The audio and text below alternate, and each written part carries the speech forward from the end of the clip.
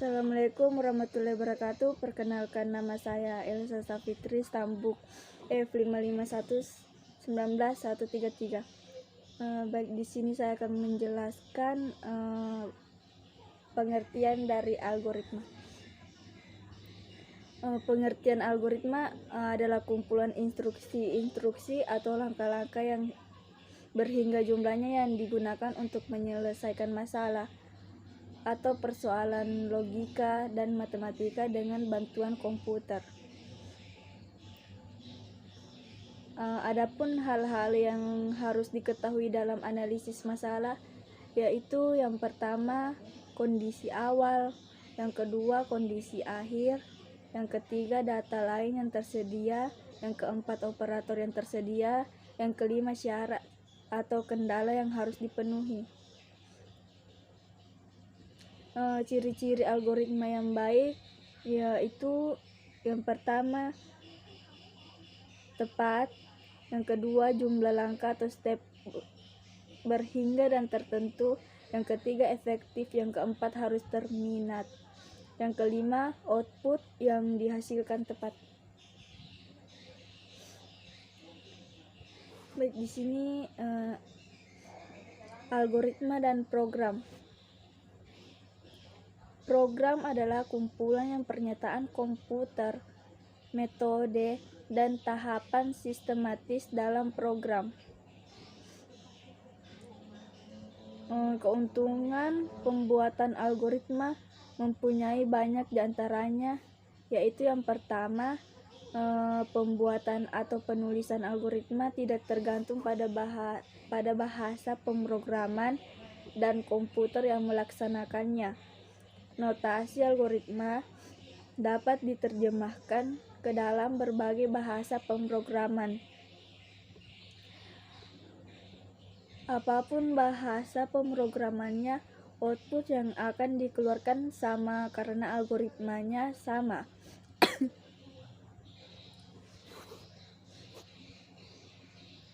Terus beberapa hal yang perlu diperhatikan dalam membuat algoritma, yaitu yang pertama, teks algoritma berisi deskripsi langkah-langkahnya, penyelesaian masalah. Yang kedua, tidak ada notasi yang baku dalam penulisan teks algoritma, seperti notasi bahasa pemrograman. Terus yang ketiga, setiap orang dapat membuat aturan penulisan dan notasi algoritmik sendiri. Yang keempat, notasi algoritmik bukan notasi bahasa pemrograman. Karena itu kode dalam notasi algoritma tidak dapat dijalankan oleh komputer. Terus yang kelima, algoritma sebenarnya digunakan untuk membantu kita dalam mengkonversikan suatu permasalahan ke dalam bahasa pemrograman. Terus yang keenam, algoritma merupakan hasil pemikiran konseptual seperti dapat dilaksanakan oleh komputer. Algoritma harus ditranslasikan ke dalam notasi bahasa pemrograman. Terus belajar pemrograman dan belajar bahasa pemrograman. Belajar pemrograman tidak sama dengan belajar bahasa pemrograman. Belajar pemrograman adalah belajar tentang metodologi pemecahan masalah, kemudian menuangkannya dalam suatu notasi tertentu yang mudah dibaca dan dipahami.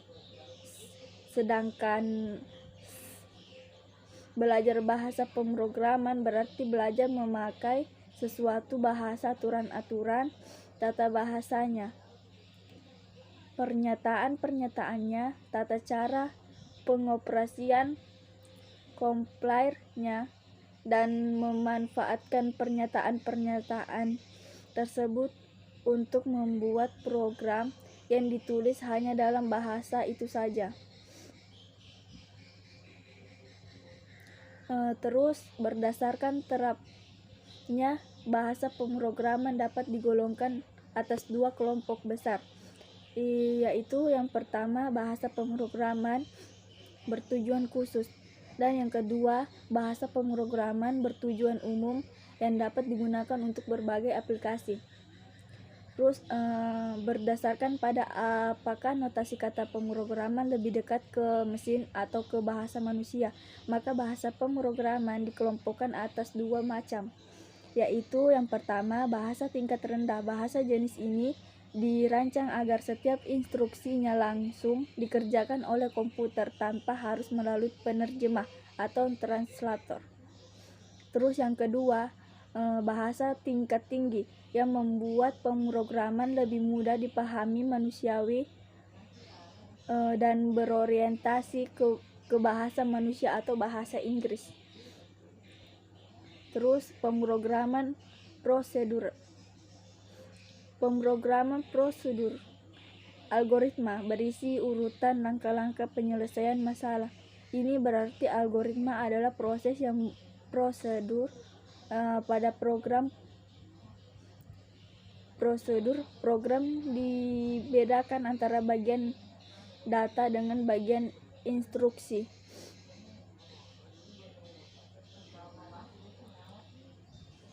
Terus di sini aturan dasar penulisan kode program C++.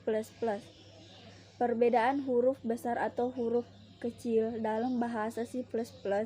Cara penulisan komentar dalam bahasa C++.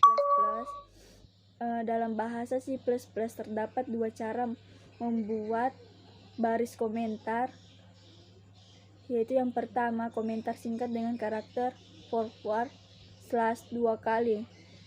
Terus yang kedua komentar panjang dengan tanda pembuka dan tanda penutup. Terus di sini ada pengertian statement dalam bahasa pemrograman C++. Statement dalam bahasa C++ adalah sebutan untuk sebuah baris perintah. Setiap statement dalam C++ harus diakhiri dengan tanda titik koma.